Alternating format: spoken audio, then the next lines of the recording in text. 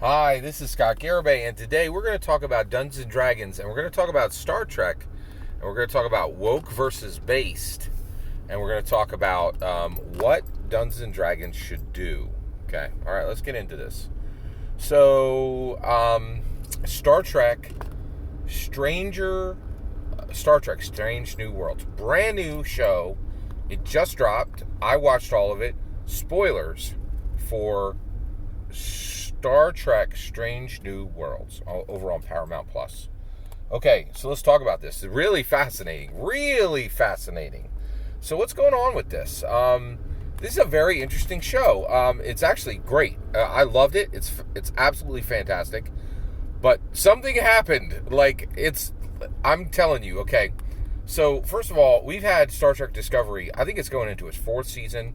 And we have like 2 seasons of Star Trek Picard, right? And this is all new Star Trek content, right? But there's been a huge problem. And the vast majority of people that I can tell do not like Star Trek Discovery. I think Star Trek Discovery is the most woke show on television. And so basically, and it has really been struggling for a long time. So Star Trek used to be a huge intellectual property. Now it's kind of a tiny little intellectual property shoved over on Paramount Plus. It's behind a paywall. And even if it was free, I think they'd have a hard time getting people to watch it, right?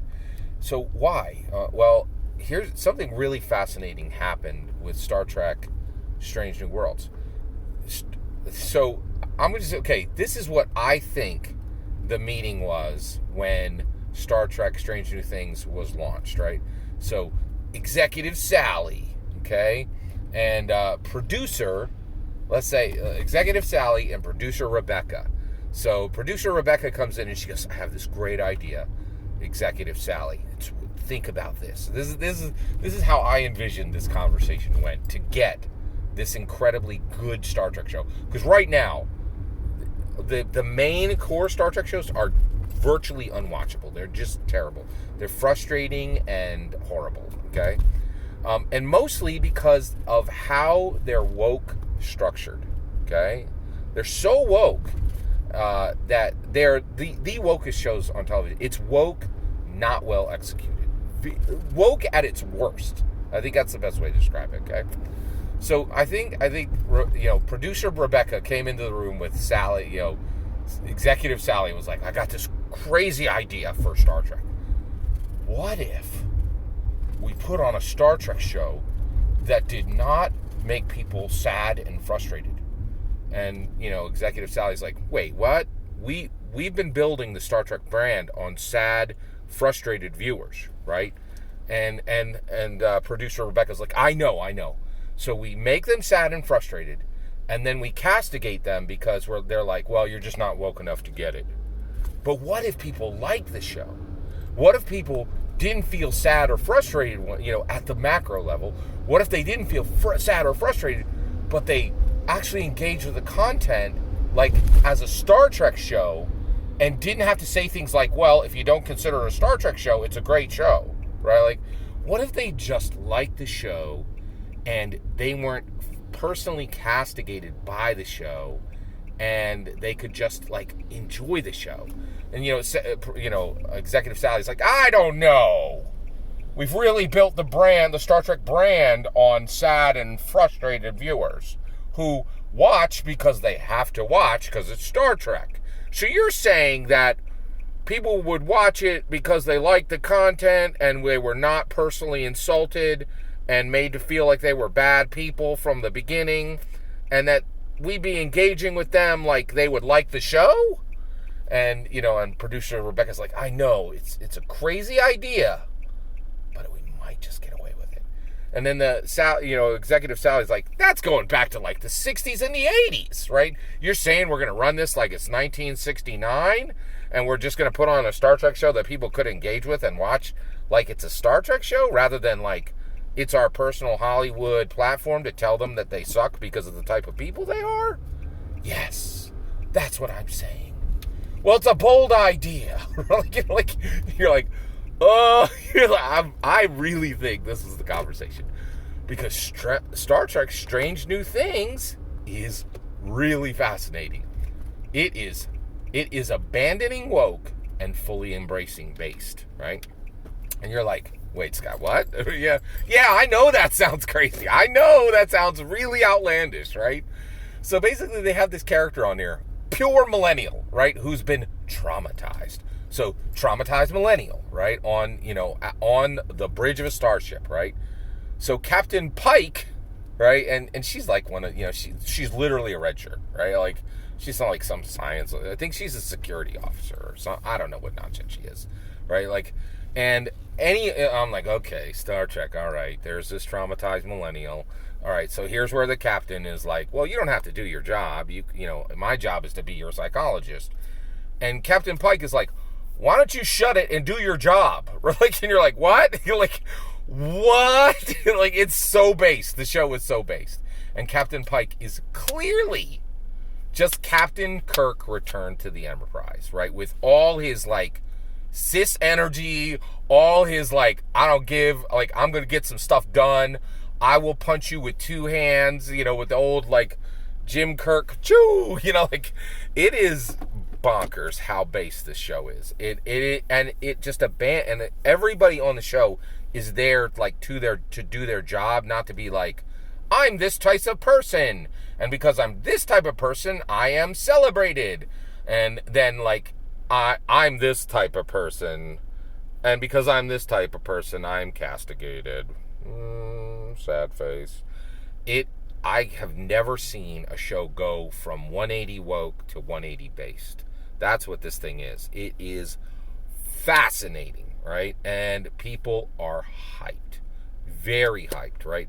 And not just actually, no one was hyped for Star Trek Discovery. Like, if you found a good review, it was like, well, I really like the noble work they're doing in this. Not like, I like the show. Like, I don't think there's actually a fan on the planet of Discovery. I think there's people who are like, I like the noble thing they're trying to accomplish. Or but like Star Trek, and, it's okay to have shows like that, but not when your show, like, was successful without it, right? Like, so Star Trek has gone from woke to based. Should D&D do the same thing? It's a great question. Let's get into it. No, it should not. Here's why. There's a very strong saying, which is a powerful saying, right? And it's under debate, right? Go woke, get broke, right? That is 100% true for Star Trek. They did go woke, and they got super broke, right? That show is, I don't think Star Trek's been making a dime for them. It's not pulling anybody to Paramount Plus. I know this because I watch Grace Randolph, and she talks about these numbers, and at no point did she ever say, oh, yeah, Paramount Plus is really punched up and, outperformed any other streamer. Like, they're not. It's not drawing people to their platform. It's not making them any real money, in my humble opinion, right? There's no evidence that Discovery or Picard has done one thing to help the Star Trek brand. And the vast majority of people, I think, have forgotten Star Trek even exists. It's just a show that lives on Paramount Plus, and almost nobody has Paramount Plus. And, and I've been dragging myself through Discovery. It is absolutely bog-awful show. It's horrible. It's virtually unwatchable, because the point of the show is not to do a good Star Trek show. It's like, if you're this kind of person with this kind of attribute, you suck as a person. We're going to show you that in the show, and we're hoping that you at home feel like a terrible person because you're this type of person, right? Like, and it's horrible. It's just horrible, right? So the reality is, a lot of people like to say on the internet, get woke, go broke, right? It's catchy, right? I get it, right? And I think that absolutely 100% happened with Star Trek. It's been proving very, very true on Star Trek, okay? That is not proving true on Dungeons & Dragons, right? Dungeons & Dragons has got, like, get woke, get to be the biggest dog in the industry, slay all your foes, make your opponents embarrassed to be themselves. Paizo just surrendered and is making 5e. Every indie is making 5e content to be like Dungeons & Dragons. It is, Hasbro's like, CEO of Wizards of the Coast, you're doing better than anybody in the whole place. Now you're the CEO of Hasbro, right? They're doing new hires. They're making lots of money. They're breaking records. D&D is crushing it, right? So like for D&D, it's like, get woke, crush it, destroy your entire industry, like make everyone embarrassed to be themselves. Like Paizo had an embarrassing year, right? Like just, and that's their biggest foe, right? Like, and the rest of you internationals, you can do what we do 5 years later or 10 years later, the way you always do. Good, we'll see you then, right? Like, Wizards of the Coast has just been crushing it with very woke content, right? So they are not in a position to copy this right now, because if it ain't broke, you don't fix it. And right now, D&D is chugging along like a juggernaut. That thing is doing incredibly well. It's winning so much that it may be winning too hard, right? It's looking like the way Dungeons & Dragons dominates the fantasy tabletop role-playing game industry is an embarrassment to every other company out there, right? It looks like they're bullying the rest of the industry. It's incredible, right? And they have to be aware of that because they don't want to be perceived as a bully, right? So it's really interesting. I'm really fascinated because Star Trek desperately needed this. Star Trek needed a good show that was actually functional, right? And it was totally worth asking the question, should D&D follow the steps here? No, right? Like, for Star Trek, that was true. Get woke, go broke, right? That Star Trek was really, really sucking wind, and it was not doing well by every external piece of evidence, in my humble opinion, right?